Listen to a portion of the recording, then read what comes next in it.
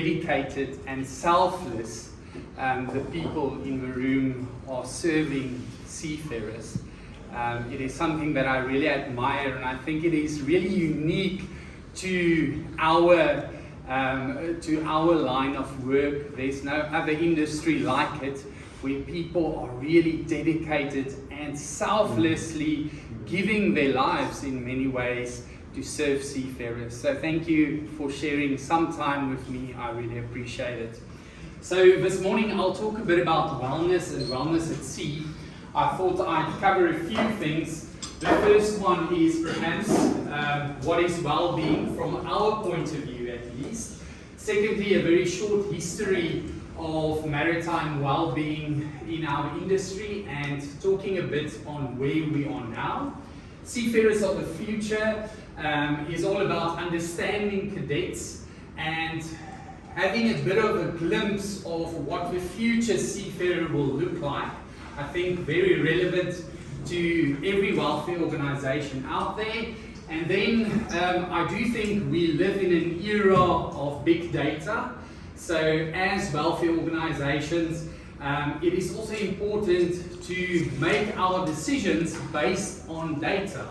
I know that behind the data, and as welfare organizations, we are privileged in that sense that we are always acutely aware of the faces behind the data, so that it doesn't, so that it's not all about statistics, and I'll talk a bit about that. And then lastly, I'll comment a bit on Sailor Society's well-being ecosystem. In answering this question on what is well-being, fundamentally well-being or wellness asks a very simple question. And that question is, how are you doing? I'm sure you've answered this question multiple times this morning. When you greet someone, you ask them, how are you doing? And we've got a standard response, yes, doing well. And in the meantime, there's a lot of things going on around you. So it's sort of a closed-off subject. It is a seemingly easy question, or simple question, but it is immensely complex, in the sense that well-being is something that constantly changes. It's a dynamic thing that is very different today from what it will be tomorrow or in 2 weeks' time. If we think a bit about seafarers, I think traditionally seafarers were sort of viewed as one-dimensional human beings. Occupational human beings, the only thing that really mattered was how do you get a ship from point A to point B on a technical level. So if you have the technical skills, you've got your certification, you've got all the tick boxes, then you're a brilliant seafarer. But more and more, companies are recognizing that there's so much more to seafarers. Seafarers are more than what they do. Every one of us here are also more than what we do. I am a lot more than just the guy doing wellness for Sailor Society. I have a family back home. I've got a bank account. You can get the numbers from me afterwards. I kissed a girl for the first time when I was 16. We were sitting by the river, the moon was shining, it was just a little peckish kiss like that. I also love Van Gogh, you know Van Gogh. So there's a lot of things about me that determines who I am in this specific moment in time. And traditionally, I think the industry sort of said, but just take care of the occupational side, the rest will take care of itself. When we talk about wellness in the context of seafaring and in the context of a wellness at sea program, we acknowledge that seafarers are also social human beings. Social is about communication. It is about relationships and the ability to build and maintain relationships on board, yes, but also, and you will know more about this than anyone else, also knowing how to build and maintain relationships with those back home. It is also about conflict management. It is about family, as I said. And it is, of course, about diversity. Yesterday, Wimby said in the old days, there was Russian vessels or UK vessels. Nowadays, it's multicultural. You are guaranteed to serve on a vessel like that. So, what's the skills involved in operating in a multinational environment? Further than that, I'm thinking about, so I've mentioned social wellness, I'm thinking about mental health and emotional wellness. We'll hear more about that a bit later. I love statistics. They are great, but they are also terrible. They hide a lot of things. And initially, many years ago, I was very keen to know all the stats on mental health and research a number of suicides and tell you all about that. But more and more, I feel that I sometimes, on a personal level, get lost in the statistics and forget about the face, the family, the tragedy behind those numbers. I think our point of view, or our approach rather, should be that one suicide in our industry is one too many. We'll hear a lot more about mental health, so I'm not going to talk about it. Then, of course, it is also true that seafarers are physical human beings. So there's the physical wellness element, and then there's the intellectual element, intellectual wellness, and the fifth one, the spiritual wellness, where you are all so involved. So the question is, how do we serve seafarers as holistic, unique, multi-dimensional human beings? And perhaps that's at the heart of well-being and wellness. Being aware of a holistic nature, so everything that seafarers are, being aware of every one of their uniqueness, and being aware that there's many different parts, there's many things that makes them who they are. They are so much more than seafarers. And perhaps it's also a worthwhile question, as Jason said earlier, to ask how you are all doing. And perhaps, as I was standing in the back, I thought it is something that we tend to neglect, to ask, but how's the pastor, how's the reverend, how's the chaplain, how are you doing? So perhaps that's a question that we should consider. So if I reflect a bit on the journey of well-being in the industry, so this is a theory from a guy in the 70s, the 80s. It's called the diffusion of innovation theory by Rogers, and it sort of explains how an idea diffuses through an industry.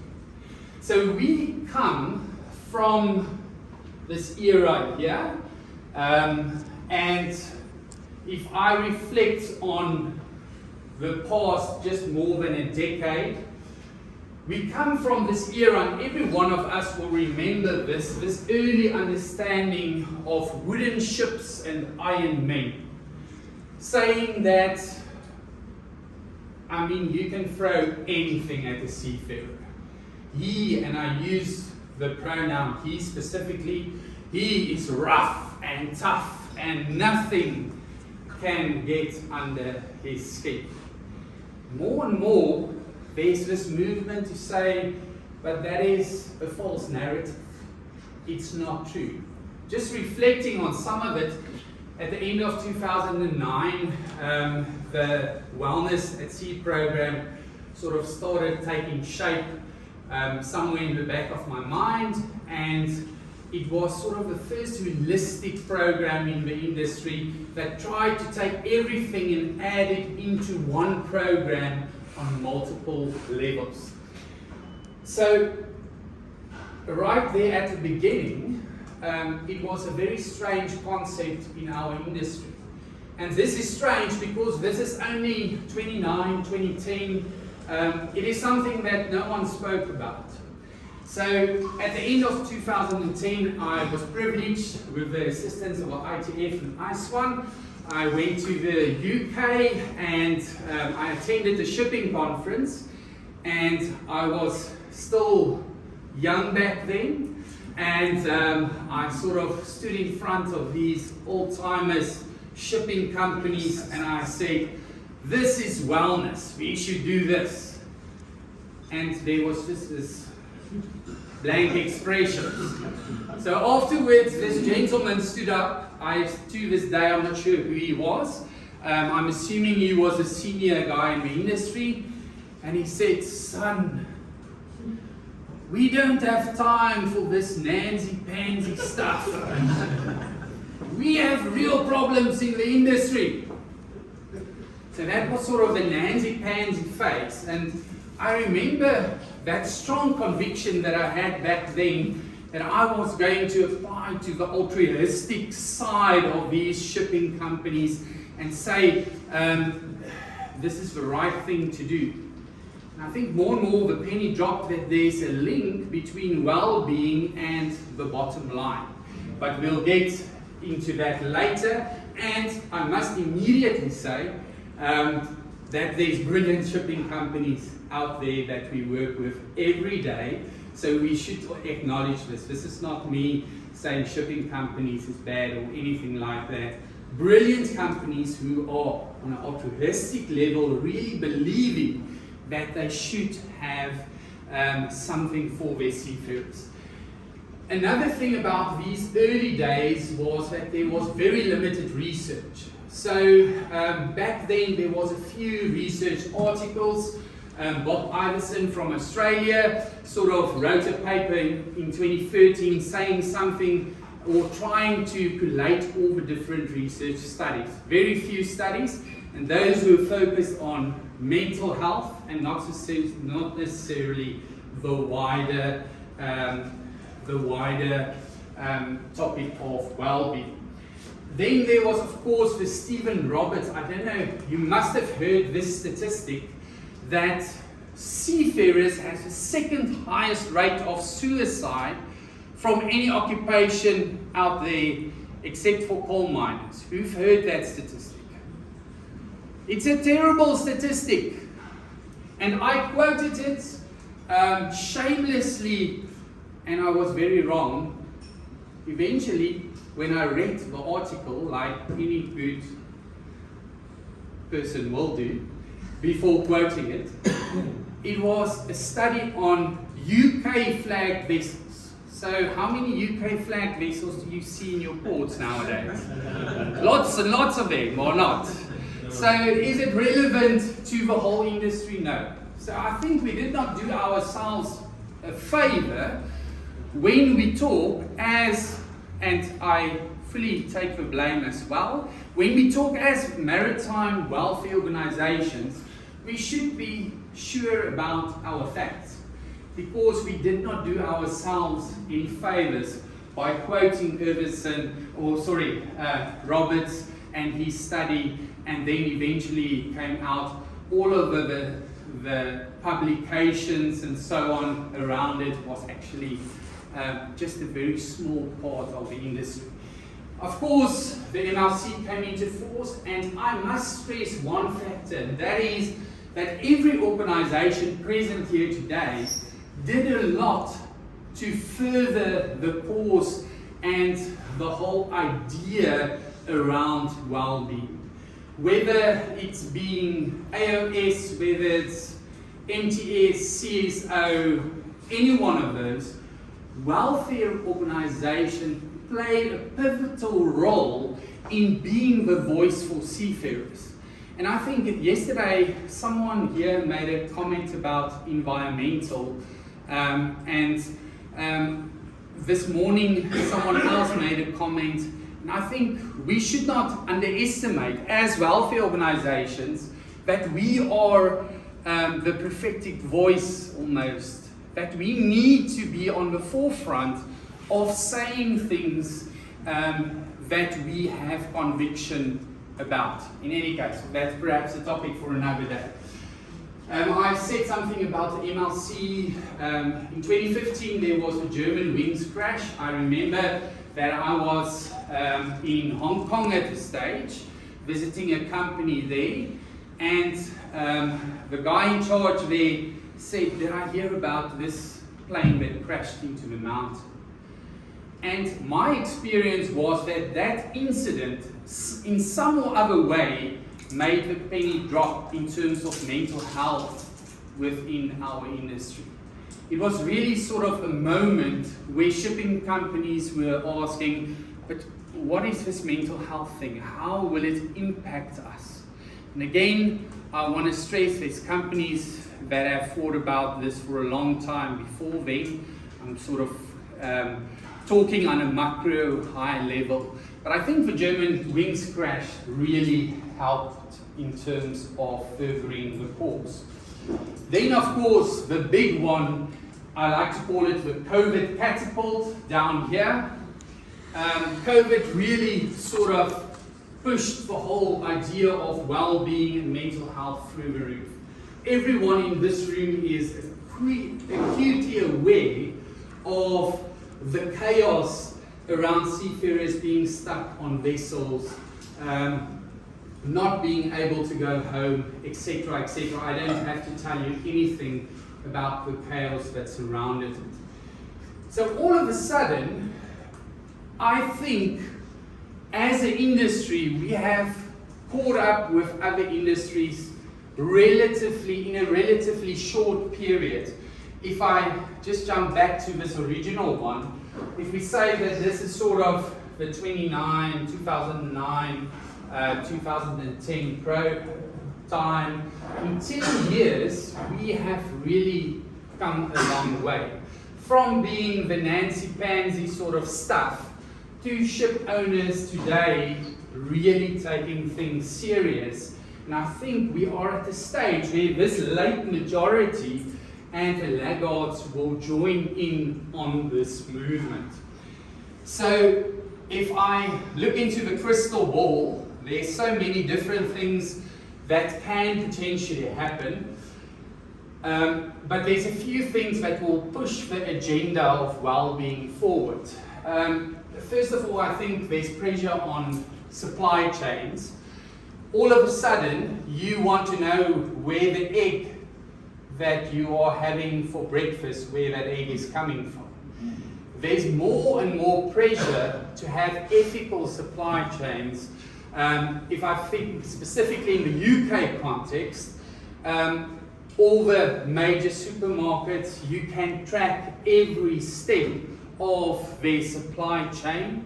And perhaps as welfare organizations, there's an opportunity there that's almost outside of what we traditionally think is part of our industry, because all of a sudden other parties outside are also involved.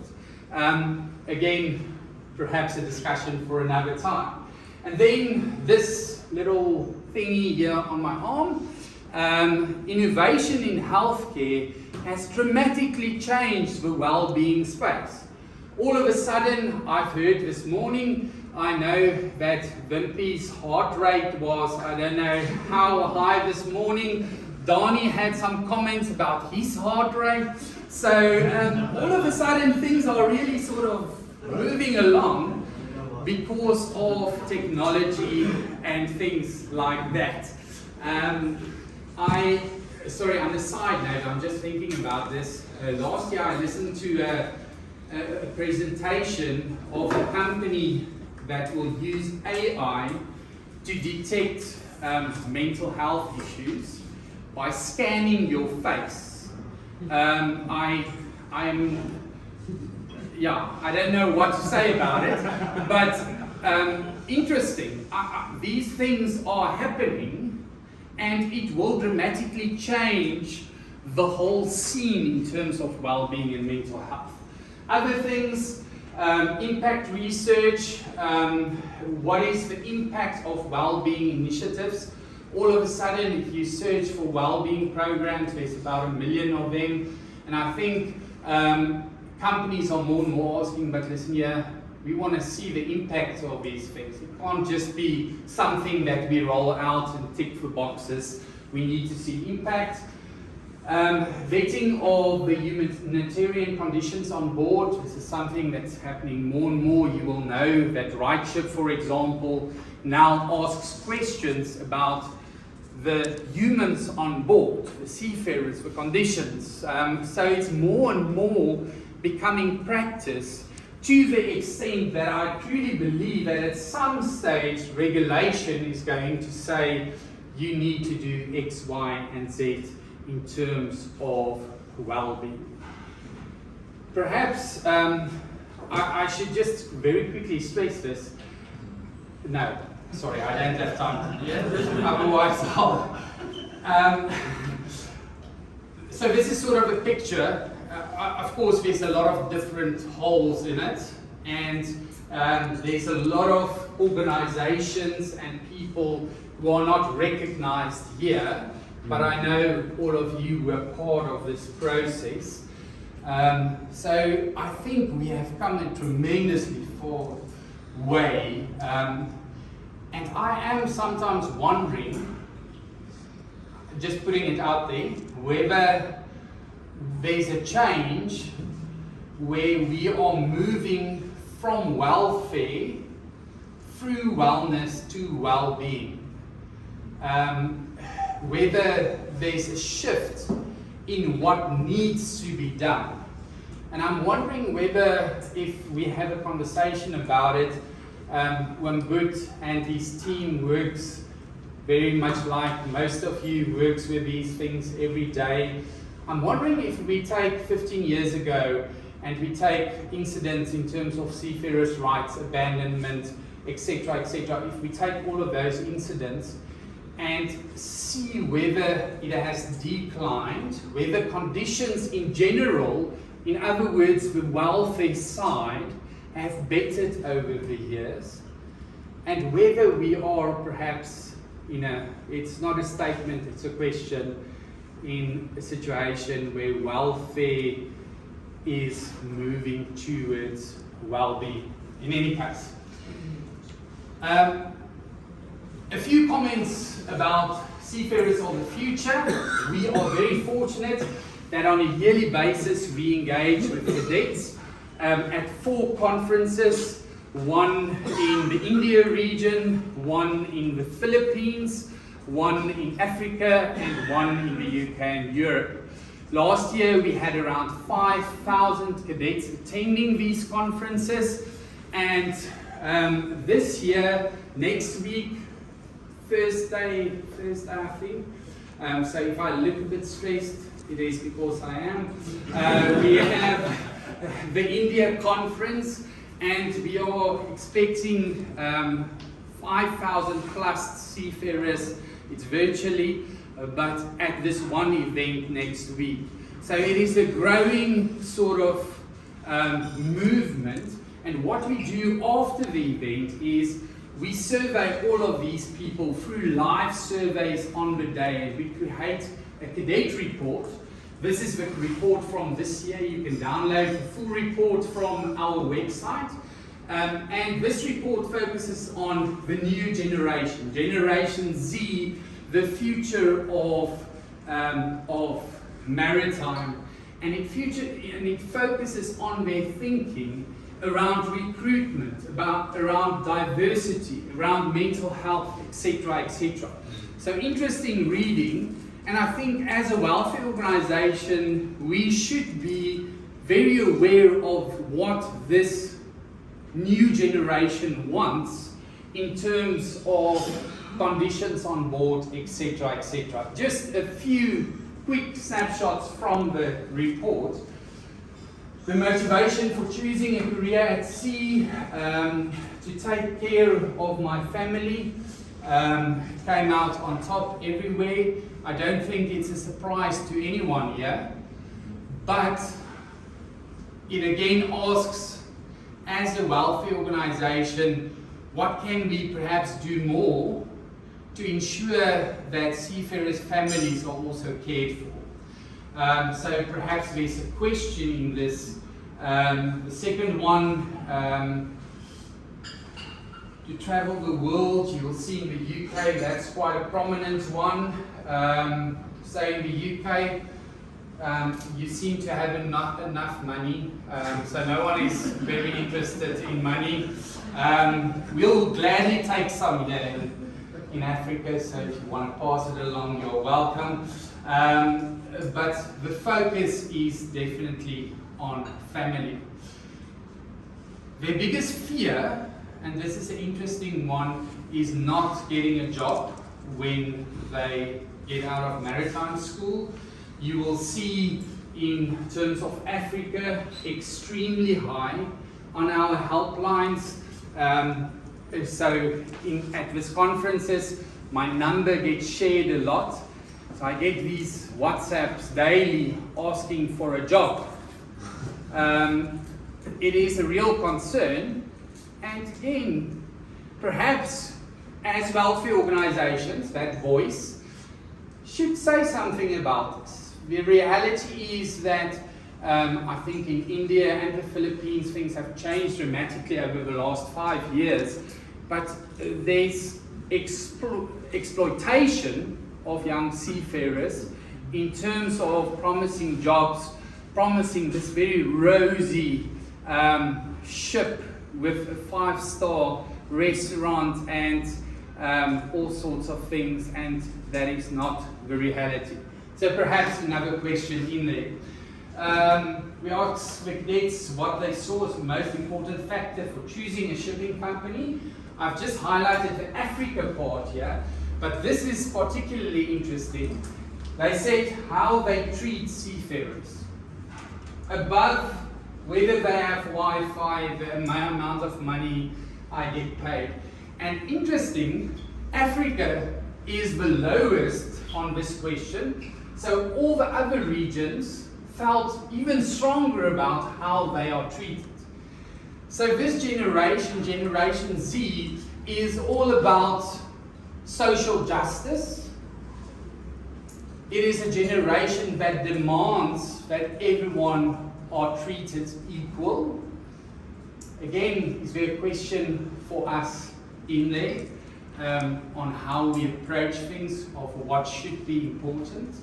The one next to it, and this is another interesting one that I pulled out, we asked the cadets what their biggest motivation will be for leaving the industry. And the one stat that's really interesting is this one down here. 30% said, if I have mental health concerns. My goodness, that is significant. I promise you, if we've asked this question 10 years ago, that would have been 0. We have really come a long way, and again, in this case, Africa is again the lowest. In other countries, the numbers were significantly higher. The UK, for example, the number we said, if I have a mental health concern, significantly higher. So interesting, the full report, sorry about that, about 50 pages of it, light bedtime reading is available on our website, and you can also take previous reports and sort of put the two next to one another. But I do think it's a worthwhile conversation to ask, what does this mean for welfare organizations going forward? The next one I'll talk about is a data-driven approach. We have strategically decided over the last 3 years that we want to really make decisions based on data.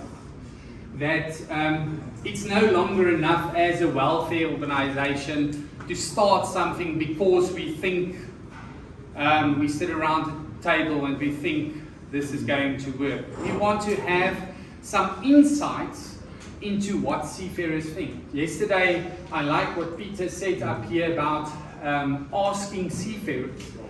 Because in our industry, and this is very subjective, my experience has been that we tend to talk about seafarers and not with seafarers.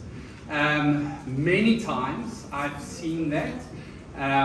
You may feel otherwise, but I do think driving our decisions through data is extremely important.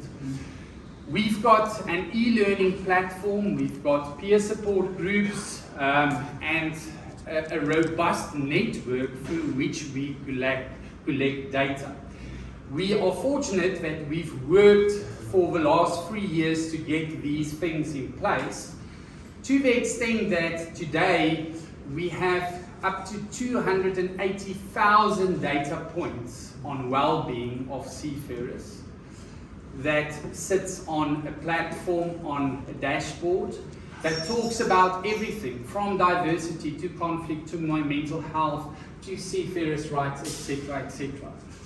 And in coming times, we will be using that data to try and give insights in terms of what is needed in the industry. So for welfare organizations, of course, for ourselves, we tend to do introspection a lot and critically ask, but is this working?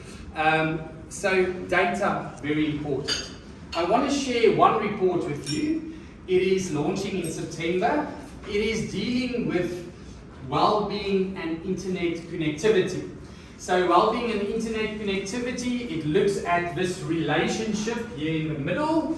So if you've got no connectivity, what is the relationship with well-being? Increase, decrease. On the other hand, if you have an internet connection, increase, decrease, how does it influence your well-being? And to an extent, this is one of those things we sort of think it is logic that it will impact it in a positive way. And those of you who have been part of these discussions at conferences, there's a lot of people who will tell you, no, it's a bad thing. It is just distracting from the work that seafarers should do. And now the cat had 9 little kittens back home, and the seafarer is concerned with the cat, and no, it's a no-go. So what is the relationship between these things? We had around 1,000 respondents, and we measured 2 things. I don't want to go into too much detail. Over here, we measured the well-being of seafarers. We used a psychometrical tool called the PERMA Profiler. You can go and read about it. It is a validated tool that are used across many industries, and it sort of takes 9 different elements of well-being, and it condenses it once you've done all of them and quantified all of them into one number, which is your well-being number. Okay, so this is the well-being side. On this side, we measured internet on board, and I've specifically added a very boring stat because I want you to go and read the full report in September. But this one here is just about the frequency of communication. The light blue one is the actual frequency, so how often they talk with people back home. And this one here is how often they want to talk to people back home. And you will see the discrepancy everywhere. So what we did on this side, we looked at availability. So in our sample size, 97% of seafarers had some sort of internet. Then we quantified the cost, of course subjectively, the speed of the internet, contact frequency, and the ability of the internet. In other words, are you able to have a video call from your vessel? Things like that. And we again looked at all the different factors and then had a little formula and made it one number. Before I show you the comparison between the two, just one comment about this side, the well-being side. if you look at these scores, and I realize I can't read them from here, so I am assuming that you cannot read them at all. If you look at these scores, then they fall sort of in the normal range if you compare it to other populations. Okay, with the exception of this one, which measures loneliness. It's a bit of a weird number because it's a negative correlation.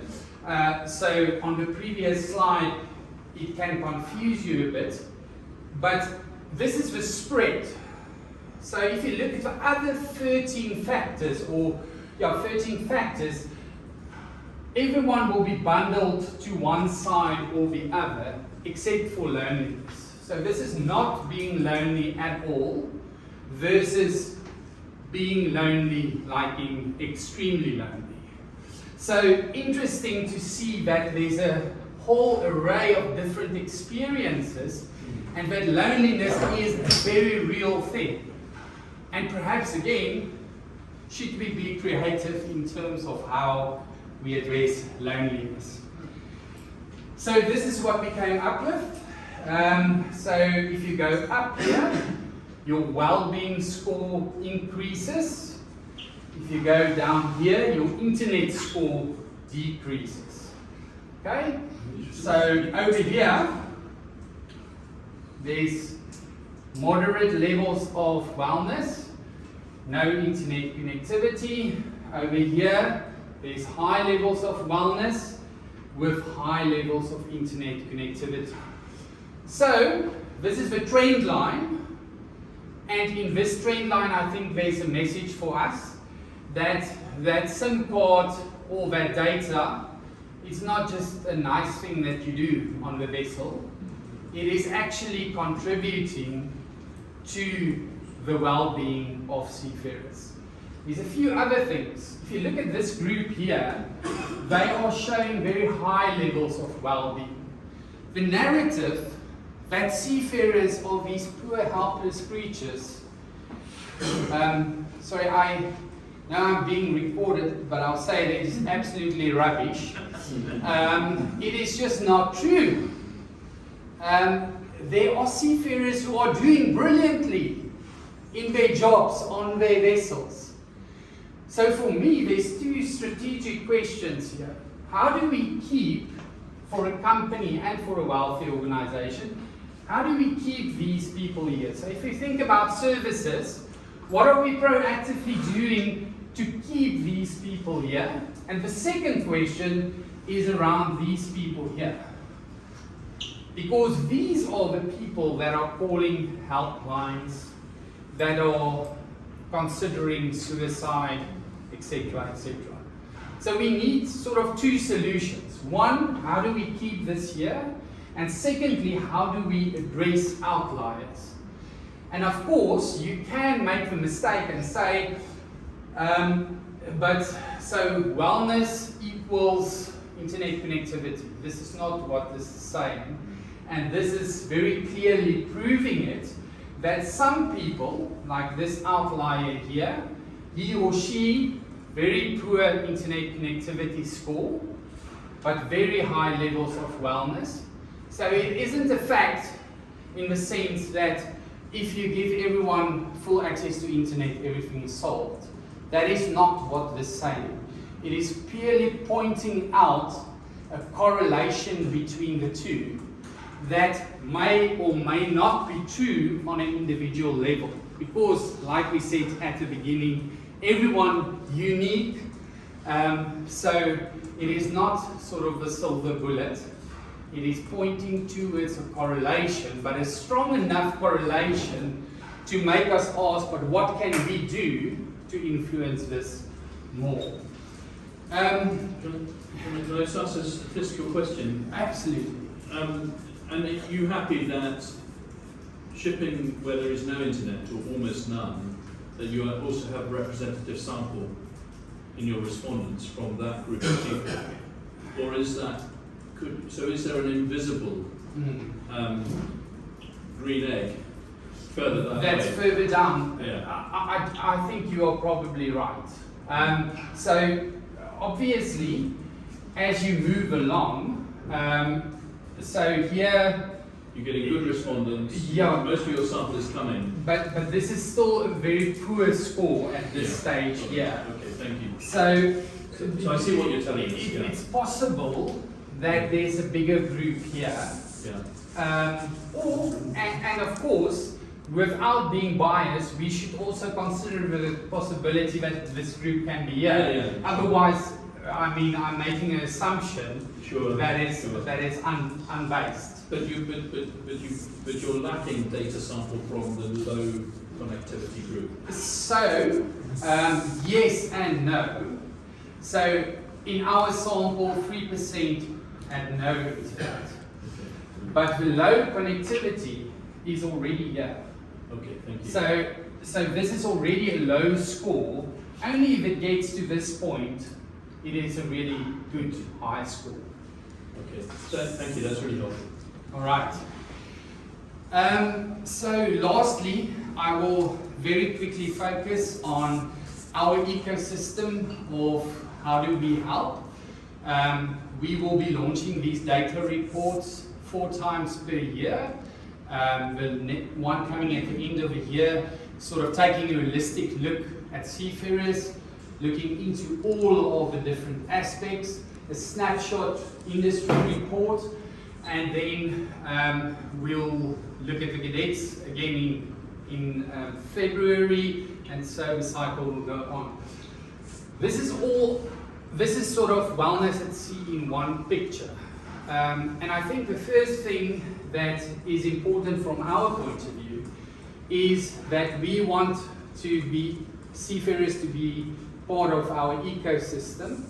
How do we do that? We introduce them to the ecosystem at cadet conferences, and from there we try to build relationships with them so that it's really relationship based. I'm not going to try and talk through all of them. I will just highlight 2 or 3. The first one is the cadet conferences. You are all invited. If there's cadets ratings that you know of, the next one for Africa is the 19th of September. Please sign up. Of course, it's free of charge. A lot of industry speakers for these cadets. For many of them, it is the first time that they ever hear from more senior people within the industry, so they are really excited about it. The other one, and this is the one thing that I'm really excited about, is our peer support groups. So peer support groups are groups, so very basic, it's WhatsApp groups. It is groups of not more than 20 seafarers in a group. Every group has got a male and a female moderator from Sailor Society in the group. And some of these groups have been functioning since 2019. And the idea behind this is, first of all, that seafarers are resilient, they have brilliant experiences and expertise to address things. So if you can get a group of seafarers together and you can build trust in that group over years, then they can assist one another. Because my feeling is every day, and I feel more and more strong about it, that I am definitely not the expert of seafarers' lives. And I don't think welfare organizations are the experts. They are the experts of their own lives. And we should acknowledge that very powerful thing and utilize that. I think these groups do just that. Second positive is that it is continuous. Normally, welfare organizations or welfare services tend to be one-time interventions. As I say, for many of these people, they've been in these groups for 5 years now. So that's a real positive. The third thing is that they've got access to assistance through the moderators directly. So all of a sudden, instead of having to call a helpline, you can call someone and you actually know how they look, how they sound, because you hear from them every day. So in these groups, I think we have just over 150 such groups at the moment, and some are captains groups, some are family groups. I wish I had time to tell you some of the stories of a family group, of how they resolve things without us meddling with the outcomes. They do it because they can. So I'm really excited about this, and it gives us, I'll come to you now. We're just coming to a conclusion if you can. Yes. It is really positive in the sense that we have contact with these seafarers 2 times per week. So these 150 groups, they talk to one another, etc., etc. So just very quickly, in the UK, men's groups are really important because men find it very difficult to share. I'm sure that's part of what you do. I see all female groups, but I think That's in terms of men just find it hard. Even it's been very therapeutic being here. We've been able to share as men together, but men are a particular difficulty. We're not allowed to have issues sometimes. So, thank you. That's a good takeaway from my end. So others I wanted to highlight is our Ship Connect service, where we proactively call vessels. So we've got a team, Mbut is part of a team, and we actually call the vessel to check in. We don't wait for the call to come to us, we call the vessel, and as you could see from that view previously, there's a lot more. In conclusion, I'll say, I'm not going to run you through the stats. I'll just say that I think in terms of well-being, you need a holistic approach as well in terms of what you offer. You need to have some proactive services, you need to have some services in terms of crisis and after crisis, and you need multiple levels. So for one person, there's a helpline he or she can call. They feel comfortable with that. For another person, there's a peer support group where he or she feels comfortable. So it's about layers of service to make sure that everyone is served. Thank you very much.